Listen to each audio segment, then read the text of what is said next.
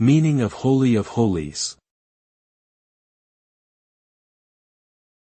Holy of Holies. Holy of Holies. Holy of Holies. Holy of Holies. Holy of Holies is a phrase derived from the Hebrew Bible, referring to the innermost sanctuary of the ancient Jewish temple in Jerusalem, which was believed to be the dwelling place of God. The term has since been used metaphorically to indicate the most sacred or revered place or thing within a particular context.